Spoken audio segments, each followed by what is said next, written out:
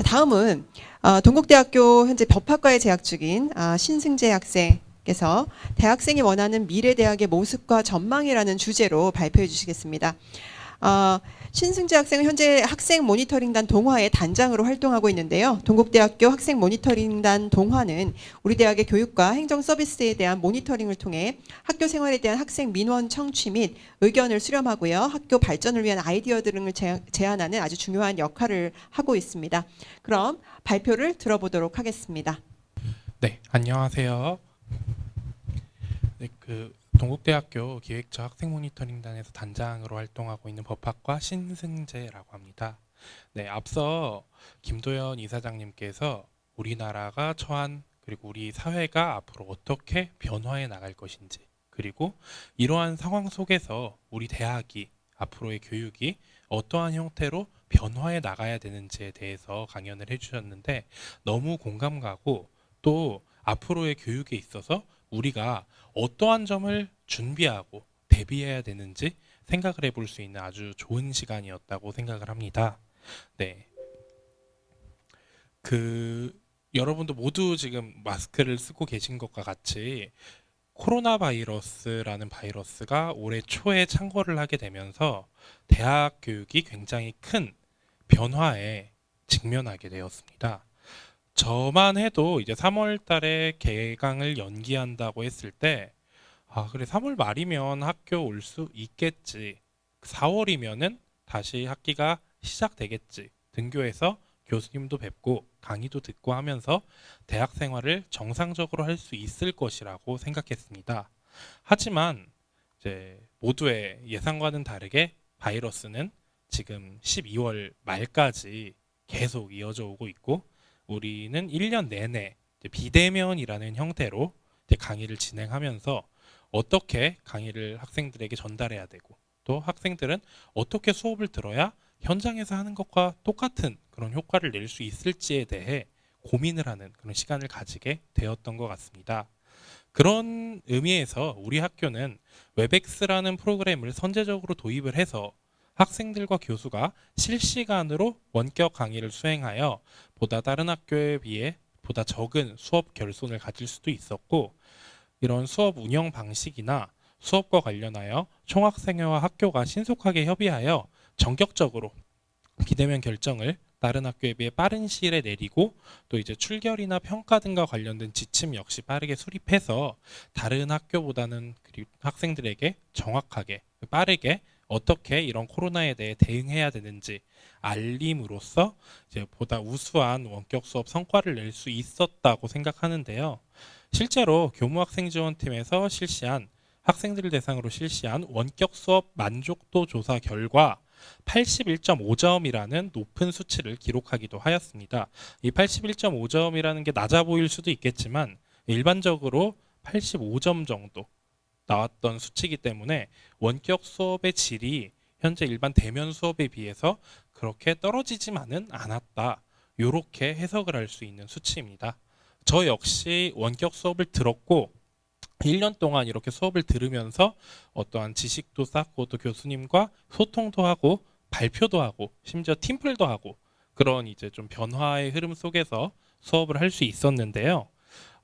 이제 대학 교육과 관련되어 말씀을 본격적으로 드리기 전에 우리 대학이 처한 환경에 대해서 먼저 짚고 넘어가고자 합니다. 누구나 다 아는 이야기겠지만 학령 인구가 감소하고 있다고 합니다. 대학 역시 교육 수요자에게 교육을 제공하는 기관으로서 수요자가 있어야만 존재할 수 있는 기관입니다. 하지만 지금 보시고 계신 표와 같이 학령 인구가 올해 이미 전체 대학 정원보다 적어졌습니다. 우리 학교만의 문제가 아니라 우리나라에 존재하는 모든 대학이 지금 같은 문제를 경험하고 있는 것입니다. 그렇기 때문에 어떻게 하면 우리가 지금 적어진 교육 수요자가 적어진 환경에서 살아남을 것인지, 어떻게 존립할 것인지, 어떻게 학문을 보다 발전시키고 융합시켜서 사회 수요에 맞는 인재를 육성할 수 있을 것인지에 대한 고민이 절실한 시점이라고 할 수 있습니다. 또한 앞서 이제 4차 산업혁명 지금 혹시 지금 어떤 화면이 나오고 있는 건가요?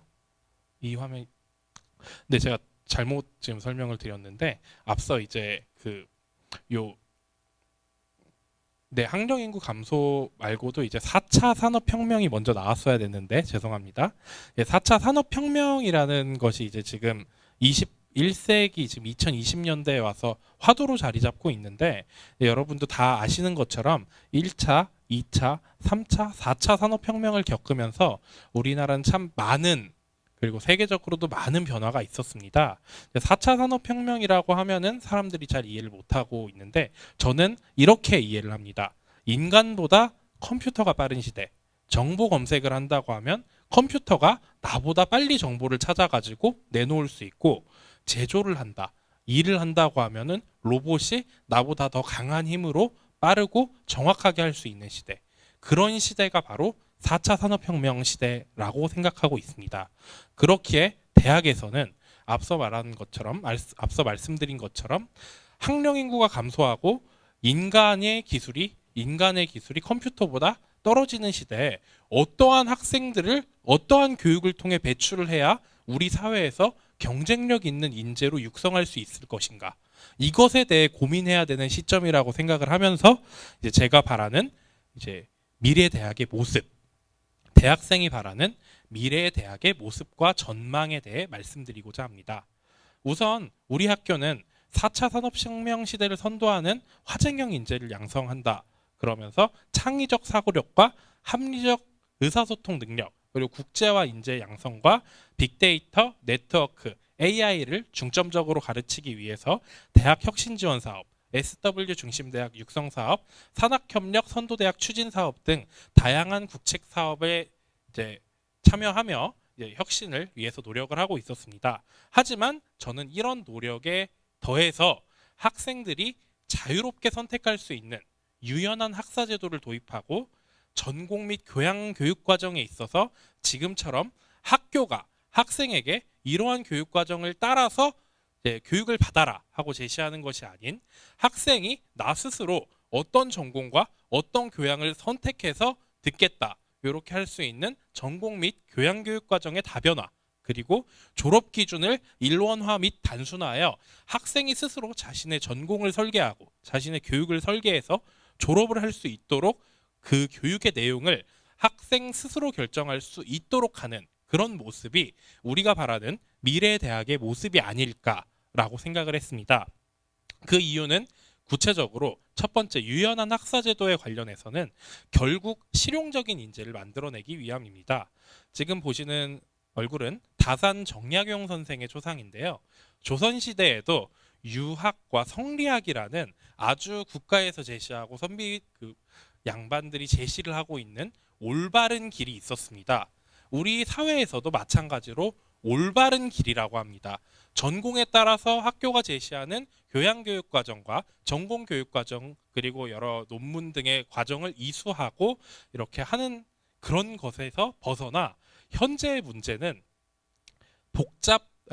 사회의 문제는 복잡 다양화되어 한 가지 학문 영역만으로 해결할 수 없는 상황에 처해 있기에 앞서 말씀드렸던 것처럼 우리가 현재 가지고 있는 이러한 여타의 교육 과정이 아니라 예를 들어 제가 지금 환경 문제를 제시해 두었는데 환경 문제를 옛날에는 환경공학자들이 해결을 했다면 현대에서는 컴퓨터 그리고 사회학, 과학, 경제학 등 환경 문제가 가지고 있는 다양한 학문적 성격들을 융합해서 이러한 문제 한 가지 학문의 영역에서만 바라보는 것이 아닌 다양한 학문의 영역에서 창의적인 사고를 통해서 바라볼 수 있는 그런 실용적인 인재가 현재 사회에 이제 과거 조선에서 실학이 도입이 되었던 것처럼 필요한 인재가 아닐까라고 생각을 했던 것입니다. 다음으로 이제 근본적인 이런 제가 앞서 말씀드린 유연한 학사 제도를 도입하기 위해서는 근본적인 이런 대학 시스템의 변화가 필요합니다.